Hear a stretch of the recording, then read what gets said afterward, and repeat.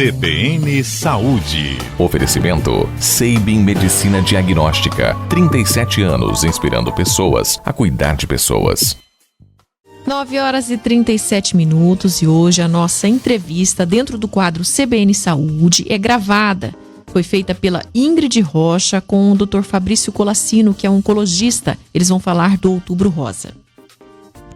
Estamos no Outubro Rosa e por isso vamos falar da prevenção ao câncer. Dados do INCA mostram que o câncer de mama é o tipo que mais acomete mulheres em todo o mundo e é o que mais mata mulheres no Brasil. Para este ano foram estimados 66 mil novos casos no país. Este é o assunto da nossa entrevista agora no quadro CBN Saúde com o oncologista Fabrício Colassino. Doutor, bom dia e bem-vindo à CBN. Bom dia, Ingrid. Bom dia a todos que nos ouvem. Prazer mais uma vez estar aqui na CBN, uma rádio que eu tenho um enorme respeito e admiração, até porque o assunto que vocês destrincham aqui esclarece a população e dão oportunidade da gente, dos especialistas, de falar e informar a população, né? Um assunto importantíssimo, falar sobre a campanha do Outubro Rosa, que é praticada no mundo inteiro. É um assunto importantíssimo, principalmente após a pandemia, no qual nós estamos passando ainda, por uma dificuldade gigantesca em que todas as pessoas tiveram muita dificuldade, inclusive de fazer a prevenção. Com certeza. Doutor, a gente começa então falando sobre o projeto de prevenção ao câncer desenvolvido em um ônibus. A gente gostaria de entender como é que está o atendimento desse projeto. Olha, Ingrid, as unidades nossas de prevenção voltaram a atender, graças a Deus agora, oportunizando a população em ter a mamografia, o Papai Nicolau na porta de casa. Hoje a unidade está em Rondonópolis, no Mato Grosso. Ela vai fazer um turno, uma turnê, na verdade, um itinerário todo para o nosso estado do Mato Grosso do Sul, nesses 2 meses principalmente, que é Outubro Rosa e Novembro Azul, levando a prevenção à população. O que a gente nota é que, por conta da pandemia, praticamente toda a população não teve acesso aos exames, seja porque não estava disponível, seja porque os protocolos de biossegurança não permitiam, seja porque tinha decretos nos municípios. Então agora a nossa corrida é contra o tempo.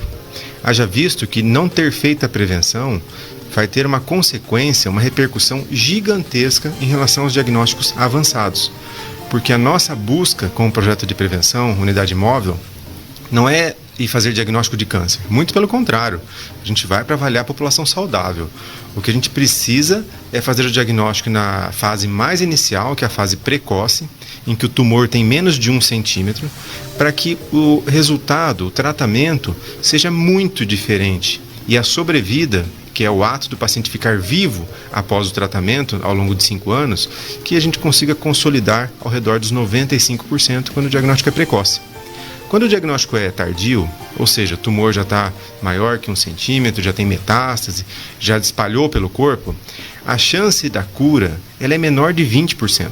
Sem considerar que o tratamento custa até 100 vezes mais caro, um sofrimento gigantesco, utiliza-se mais quimioterapia, cirurgias de maior complexidade, maiores necessidades de internação, um sofrimento enorme e no final a família perde o ente querido ou fica mutilado. Portanto, o Outubro Rosa ele fala de um assunto importantíssimo e consegue transmitir à população a necessidade de que ela faça a prevenção, que é um ato ativo da população.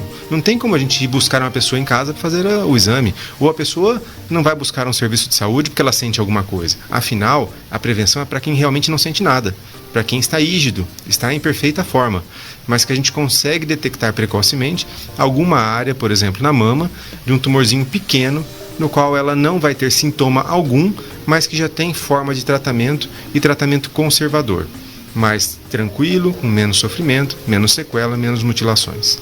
O senhor citou no começo da sua fala, e também eu ia perguntar agora, em relação ao diagnóstico precoce. Então a pandemia acabou impactando nisso também.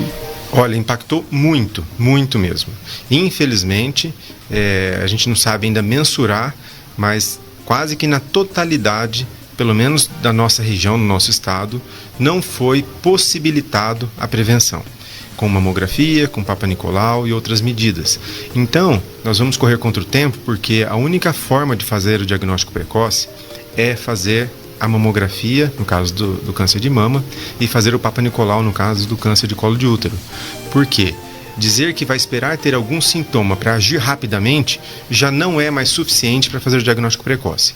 Geralmente, quando tem sintomas, os nódulos nas mamas, a partir de 2 centímetros já começam a dar repercussão. Então, antes disso, repercussão nenhuma praticamente. Principalmente em mamas de médio volume e de maior volume. Porque nem na palpação, nem no autoexame a paciente consegue sentir. Então, essa bolha de pacientes oncológicos, infelizmente, vai acontecer com o diagnóstico tardio, e nós estamos atentos agora correndo contra o tempo para oferecer o máximo de prevenção à população nesse período agora que mesmo com as medidas de biossegurança é possível acontecer. E quais são os fatores de risco?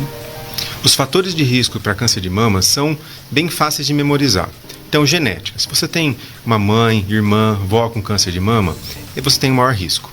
Consumo de gordura, consumo de bebida alcoólica, você não ter amamentado os filhos.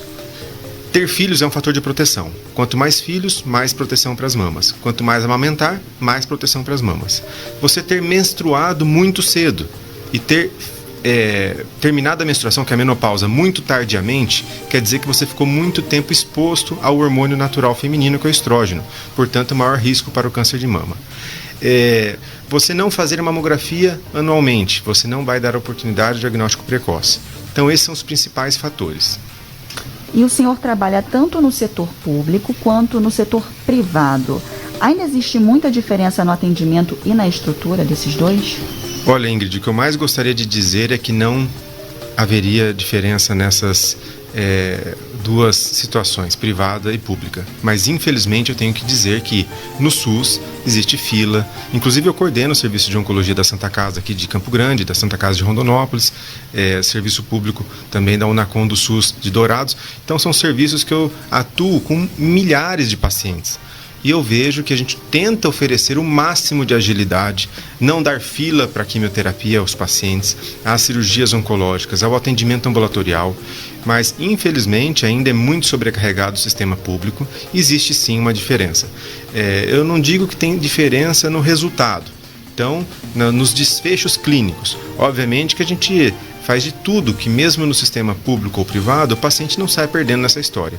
Mas com certeza o sistema privado leva uma vantagem por oferecer os recursos à pronta de disponibilidade, a pronta entrega praticamente aos pacientes, e no SUS obviamente tem uma fila, a gente tem que respeitar a legislação e dar condições semelhantes a todos os pacientes. Por isso existe uma sobrecarga e uma diferença sim. Mas o desfecho clínico, eu diria para você que no nosso estado pelo menos, ele é feito de maneira exemplar. Os pacientes têm um atendimento correto, digno, e mesmo com uma certa fila, conseguem ser atendidos dentro do prazo razoável e adequado. Doutor, muito obrigada pela sua disponibilidade em falar com a CBN Campo Grande, também com os nossos ouvintes. Muito obrigado, Ingrid, pela entrevista, pela oportunidade. Parabéns pelo programa, sempre à disposição. Um grande abraço a todos.